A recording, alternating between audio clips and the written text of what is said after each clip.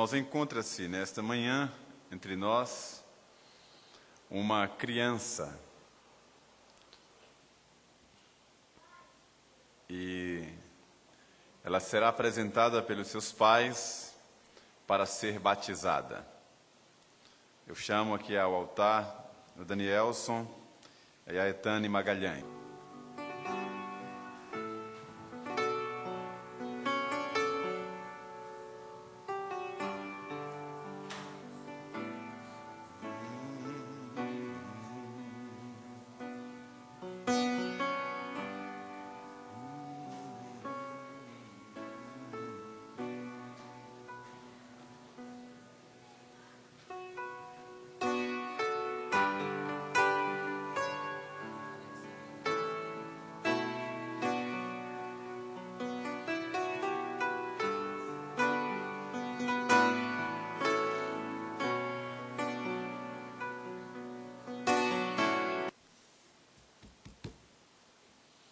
Irmão querido, eu peço que você abra a palavra de Deus, a Bíblia Sagrada, em Levítico capítulo 21. Levítico capítulo 21.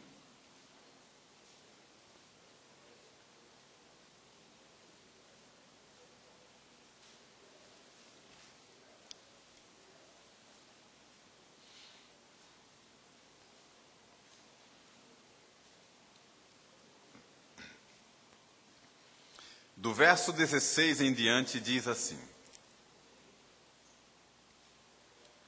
Levítico 21, 16.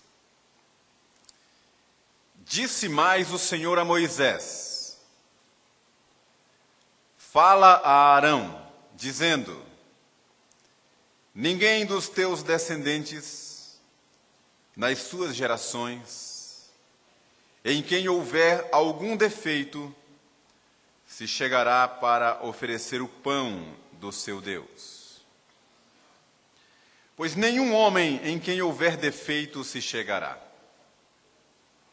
como homem cego, ou coxo, ou de rosto mutilado, ou desproporcionado, ou homem que tiver o pé quebrado, ou mão quebrada,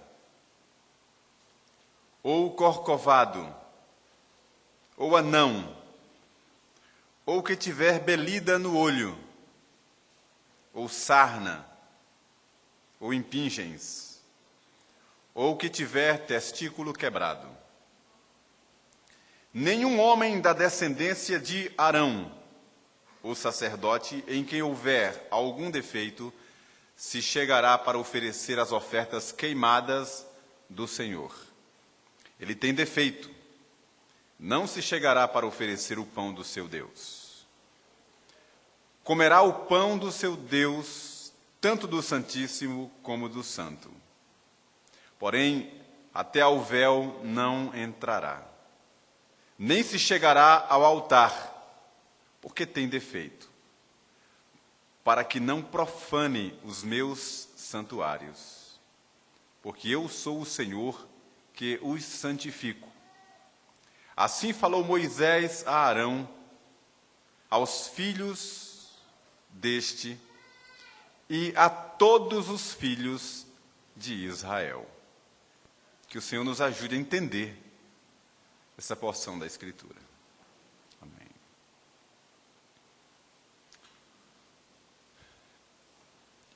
Eu gostaria muito que você olhasse na minha direção, abrisse o seu coração, sua mente, sem preconceitos, aquelas ideias já formatadas. Ouça o que Deus tem para falar para mim e para você nesta manhã. Nessa porção vou falar sobre duas coisas. A primeira delas é sobre a questão do sacerdócio, para quem foi dirigida essa palavra. E a segunda sobre a santificação em seus efeitos.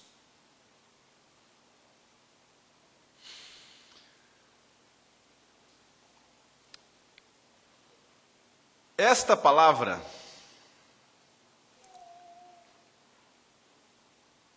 da boca de Deus a Moisés e a Arão, que eram seus representantes. Arão era sacerdote e a classe dos sacerdotes era representada por ele e os seus filhos, Itamar e Eleazar. Arão coordenava uma escola de sacerdotes. E na velha aliança, eram os sacerdotes aqueles que estavam designados para tocar e cuidar das coisas sagradas. Porque o povo era nômade, as conquistas eram feitas através da guerra, que eram chamadas de mãos de sangue, armas. Então Deus separou uma tribo das 12 para não tocar em armas, nem cuidar de guerra, mas para cuidar das coisas sagradas, do altar. Foi a tribo de Levi, chamados levitas. Então eles eram santificados, purificados, separados para toda obra da congregação, como é chamado no livro do Êxodo. Essa obra da congregação são as coisas sagradas. Só como um exemplo, depois você abra Êxodo e vá até Números. Você vai encontrar ali os levitas. Eles eram purificados, tinham o corpo raspado. Tinha uma idade onde começavam a servir e uma idade onde tinham que se aposentar. Aquela coisa do tabernáculo ser armado, desmontado, carregado, os utensílios. Ninguém podia tocar. Ninguém podia fazer essa obra, senão os sacerdotes, segundo a ordem de Arão, que era o sacerdote mor. Só os sacerdotes podiam cuidar do culto.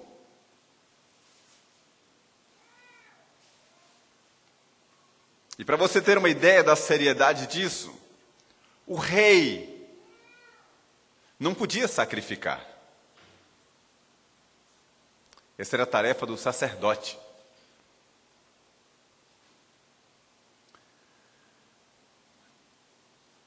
E então vem a nova aliança em Cristo. E Cristo é o nosso sumo sacerdote eterno. E na nova aliança, a igreja, os eleitos, os crentes, todos, receberam incumbências ministeriais que eram tarefas exclusivas desses sacerdotes.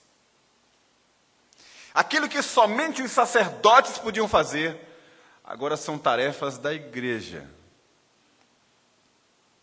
É o que chamamos de sacerdócio universal dos crentes.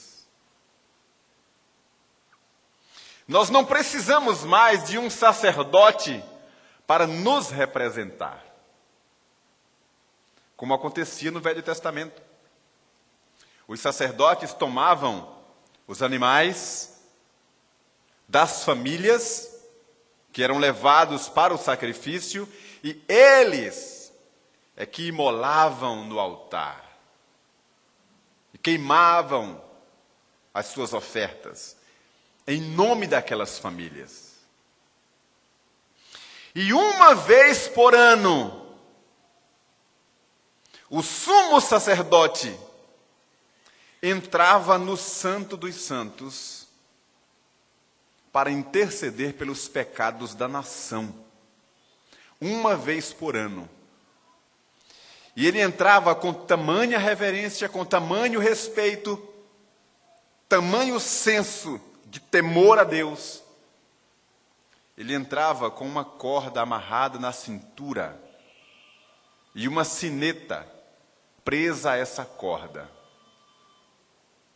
Porque se, por alguma razão, por algum incenso mal queimado, uma oferta indevida, um pecado que acontecesse ali, ele era fulminado naquele recinto.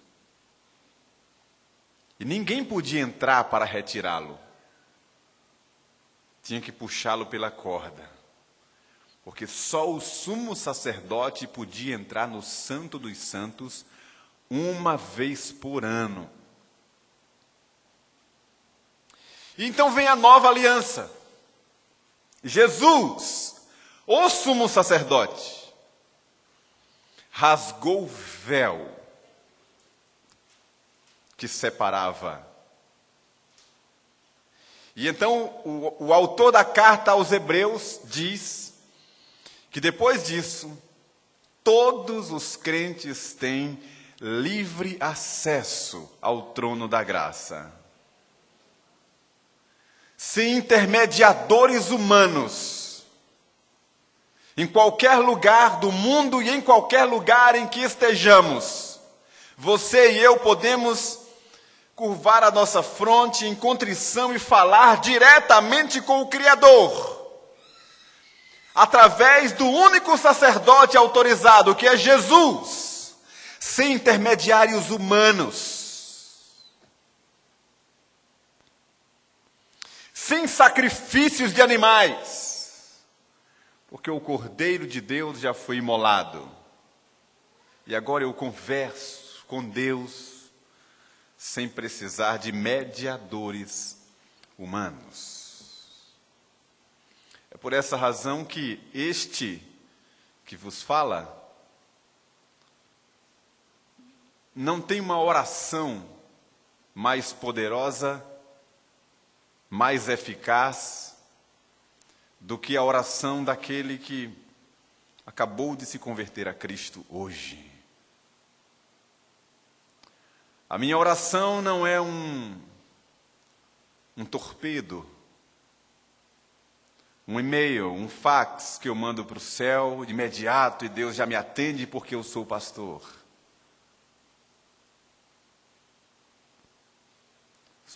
Somos todos nivelados pela mesma graça e temos todos o mesmo acesso ao trono da graça. A minha autoridade espiritual não é superior à sua no reino espiritual. Talvez eu tenha um pouco mais de experiência, por ter estudado, feito teologia, mas eu sou igualzinho a você. Isso quer dizer que nós temos todos um sacerdócio a cumprir. Um pastoreio a efetuar, que são funções dadas aos crentes, coisas que eram destinadas somente aos sacerdotes. O cuidado, o pastoreio, o acompanhamento, a ministração, a proclamação, o cuidado com as coisas espirituais e os nossos sacrifícios de louvor. Todos. Vou dar alguns exemplos práticos para migrar para o que eu vou falar no segundo ponto. Eu vou precisar de um pouco mais de tempo. Você vai encontrar nos registros da Nova Aliança, o Novo Testamento, cartas escritas à igreja, aos crentes, falando assim: orar uns pelos outros Essa era uma função sacerdotal. Agora foi dada à igreja. Orar uns pelos outros. Interceder uns pelos outros. É uma função da igreja.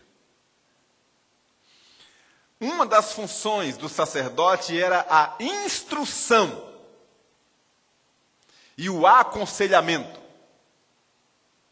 Na Nova Aliança nós encontramos na carta do apóstolo Paulo às igrejas: instruí-vos e aconselhai-vos mutuamente em toda a sabedoria. Uma missão que era do sacerdote foi dada agora à igreja. Aquele apoio, aquele suporte, também foi dado para a igreja. Suportai-vos uns aos outros. Ajuda, encorajamento, aquele suporte. É a igreja quem deve exercitar. Os crentes, o povo de Deus, todos. São funções agora da igreja. Faz alguns meses, talvez um ano e pouco, e aconteceu ontem, de novo aqui, na reunião da mocidade, eu tive a oportunidade de instruir os jovens nisso que vou agora dizer para os irmãos. Já faz talvez um ano e pouquinho, eu tive numa reunião aqui, e tinha uma pessoa que estava dando um testemunho, pregando, dando uma palavra para o grupo que se reunia aqui. Um membro da igreja, pregando para os seus irmãos. Então eu cheguei, me assentei aqui, fiquei ouvindo.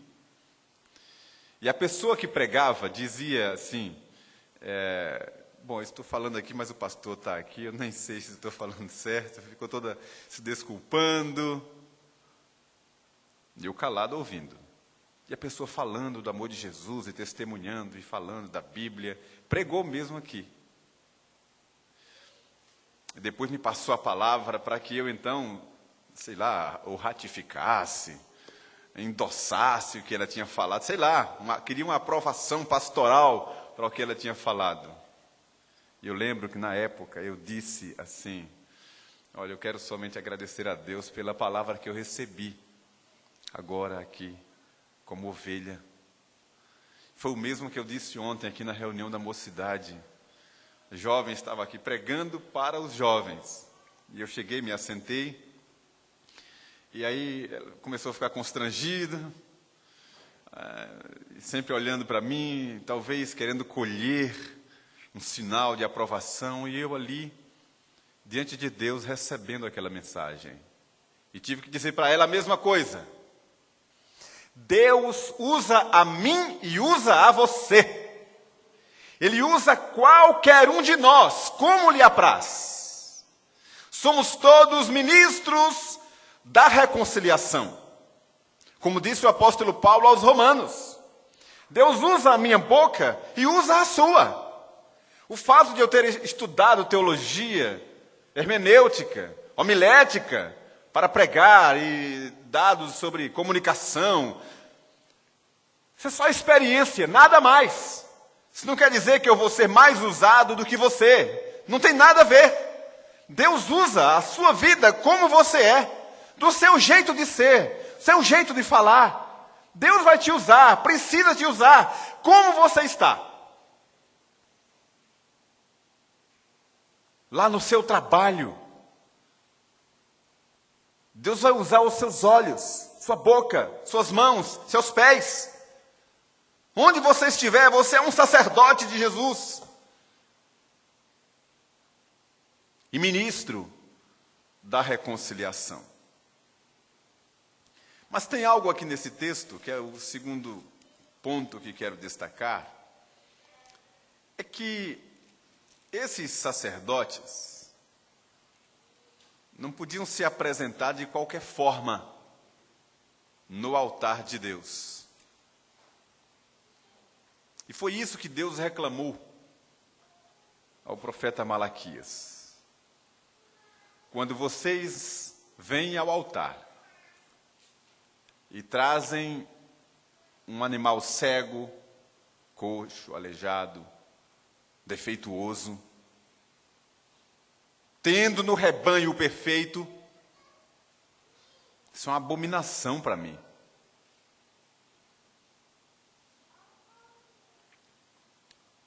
Deus só aceita a perfeição, porque Ele é perfeito.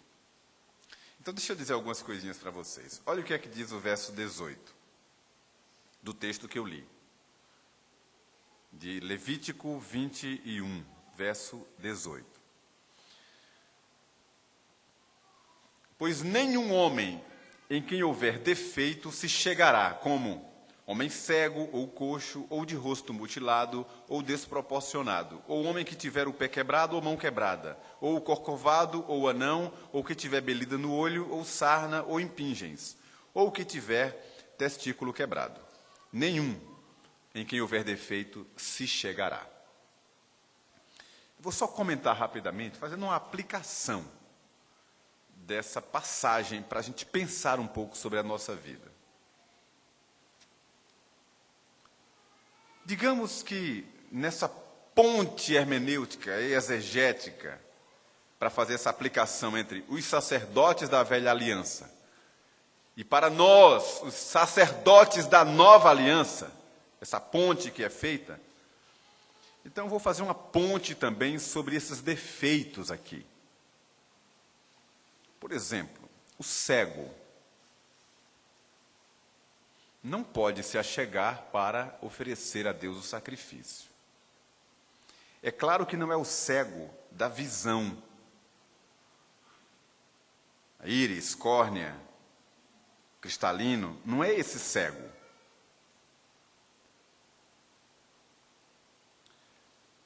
É aquele que não pode ver as coisas de Deus. Como o homem natural descrito pelo apóstolo Paulo aos Coríntios. Aquele que é descrito pelo próprio Senhor Jesus. Vendo, não enxergam. Ouvindo, não ouvem. E não entende as coisas espirituais. É a razão por que, por exemplo, nós não podemos servir a Santa Ceia a alguém que não nasceu de novo. Porque ele não discerne as coisas espirituais. Ele é um cego espiritual. Ele não pode se achegar para tocar as coisas sagradas e oferecer a Deus aquilo que ele não discerne e não entende. É um cego espiritual.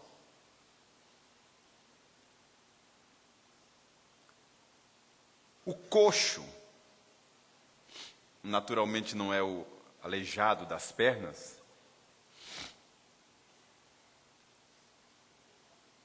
é aquele que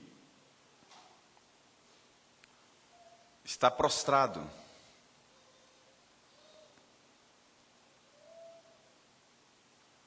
Dependente dos outros.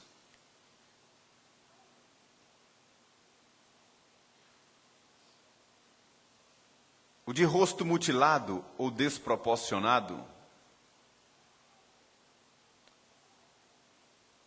é aquele que carrega consigo um escândalo, um mau testemunho. O rosto é uma identidade e um sinal de beleza. E um rosto mutilado enfeia é de quem os outros viram o rosto. É um mau testemunho.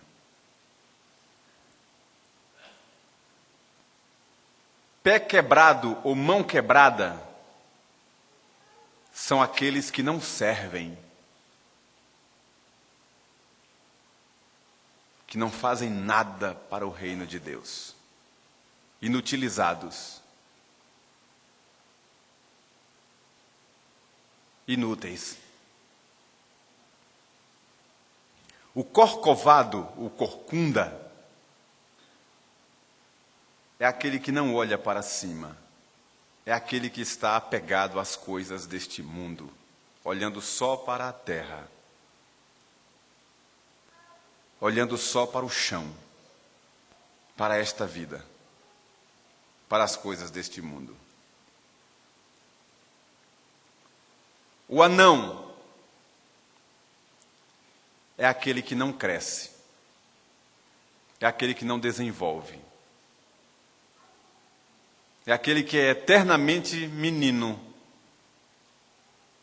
que não amadurece, que não progride. Anão de Bíblia,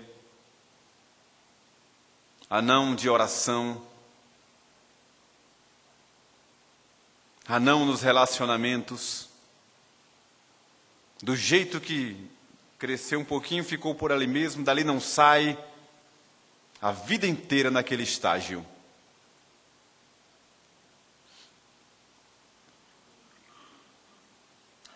O que tiver belida no olho é uma enfermidade e faz ter duas visões.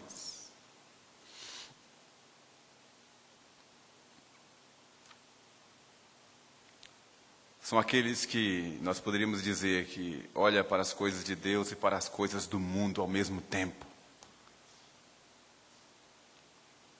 Ligado em duas coisas, em dois senhores.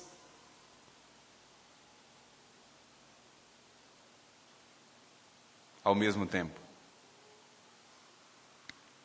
Sarna ou impingens, manchas no corpo. Pecados.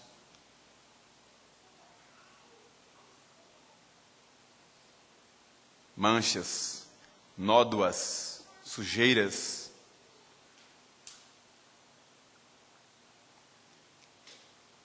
Ou o que tiver testículo quebrado, que não gera, que não produz, que não traz à vida ninguém. São aqueles que nunca levaram ninguém a Jesus, não têm filhos espirituais.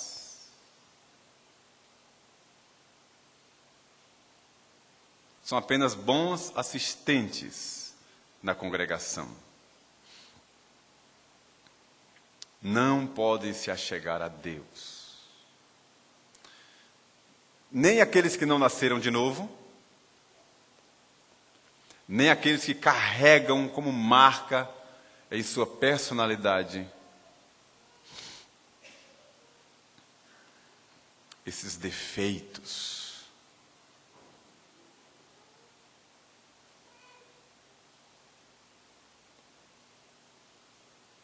Qual é o seu defeito? Qual é o meu defeito? O que é que nós temos trazido ao altar de Deus?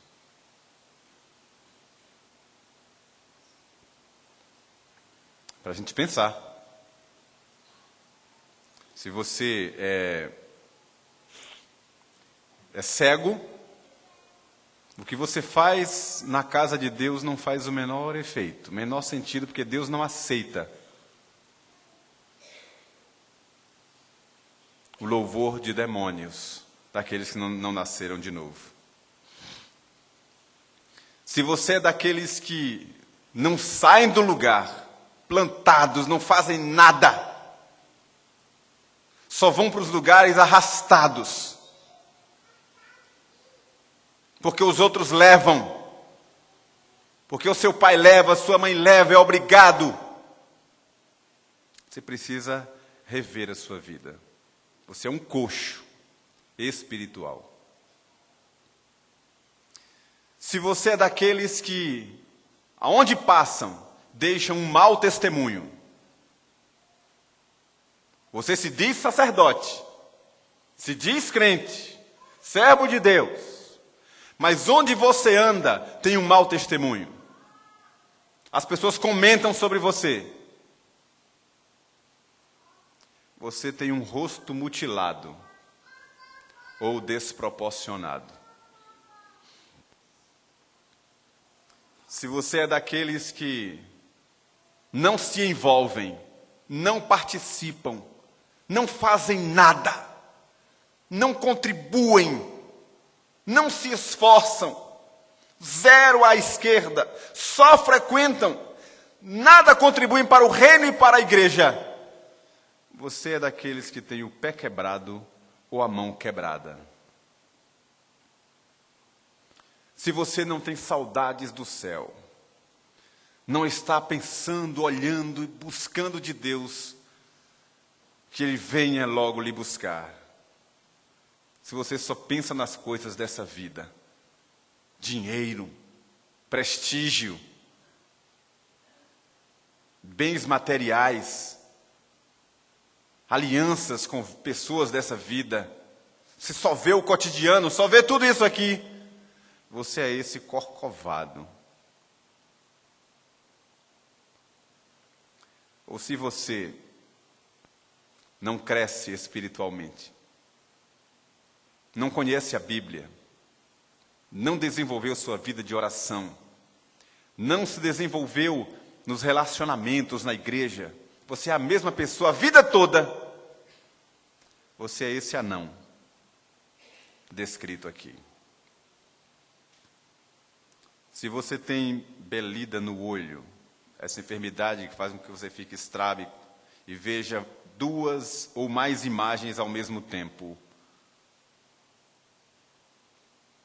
você é aquele que quer agradar a Deus e a César. Quer ficar na igreja e ficar no mundo. Se emociona com as coisas de Deus e se emociona com as coisas do mundo. Se você tem sarna ou impingens, que são manchas, que são marcas, inconvenientes, são pecados que vão grudando, colando em você, você precisa rever sua vida. E finalmente, se você nunca levou ninguém a Jesus, nunca, você é esse que tem testículo quebrado, não gera, não produz vida. A esses, diz a palavra do Senhor, Deus não aceita o culto. Porque o nosso culto hoje é prestado através de Jesus. As minhas ações, as mais lindas, mais belas, mais sensacionais, se forem pela carne, Deus não aceita. Deus não aceita a construção humana, como a Torre de Babel, feita, bem grande, para chegar até os céus. Não chegamos a Deus pela carne. Nós vamos a Deus através de Jesus, pela fé. E quando estamos em Jesus, é Ele mesmo, o sumo sacerdote, quem vai nos purificando, e nos curando, e transformando a nossa vida, para que não sejamos assim. Então, se o Espírito de Deus falou com você nessa manhã, dê ouvidos à voz de Deus. Seja qual for o seu pecado, o seu defeito, coloque-o nos pés do Senhor. Mas coloque-o com sinceridade. Peça a Deus que transforme, que mude, que cure, que opere um milagre na sua vida. Do contrário, você vai ser daqueles que vão chegar no dia do juízo, como as virgens loucas, clamando desesperadas para que Deus lhes abra a porta. Deus vai dizer: eu não conheço vocês, porque a iniquidade está associada ao solene e ao sagrado. Enquanto é tempo, confessemos a Deus os nossos pecados e busquemos dele a cura para os nossos males. Vou te dar 1 minuto para você orar em silêncio, depois eu quero orar.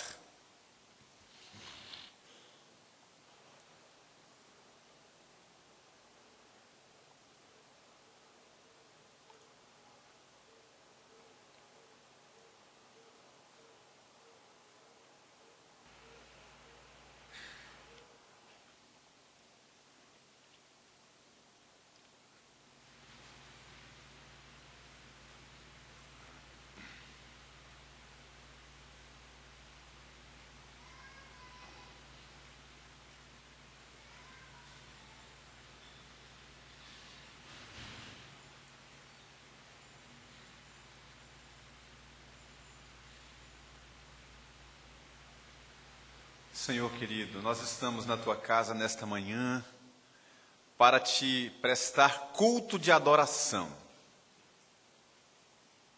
Através de Jesus, o nosso Salvador, o advogado, o Rei exaltado, o sumo sacerdote das nossas almas. E através dele nós estamos pedindo perdão pelos nossos pecados. E desejamos ser aceitos como adoradores. Que cremos que estamos sendo aceitos por causa de Jesus. Mas a nossa oração nesta manhã, Senhor, é no pedido de que o teu divino e santo Espírito ilumine os olhos do nosso entendimento, para que vejamos os nossos pecados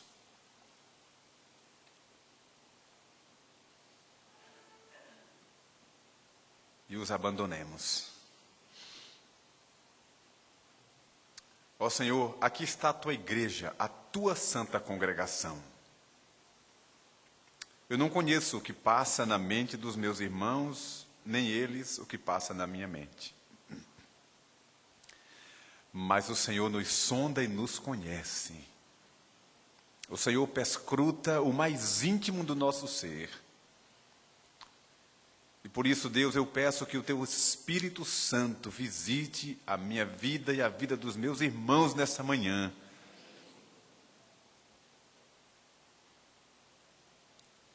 E com o teu poder, Senhor, queime entre nós aquilo que não agrada ao Senhor. Queime aquilo que não pode ser trazido ao altar, a fim de que estejamos sendo apresentados puros, santos, perfeitos na tua presença por causa de Jesus. Que esta seja uma manhã de vitória para a tua igreja, uma manhã de reencontro, uma manhã de confissão de pecados, de restauração, uma manhã de renovo e de nova aliança. Por isso, Deus, visita o teu povo, aplica a tua palavra em nossos corações para que produza a 50 e a 100 por um, para a glória de teu nome, Jesus. Amém.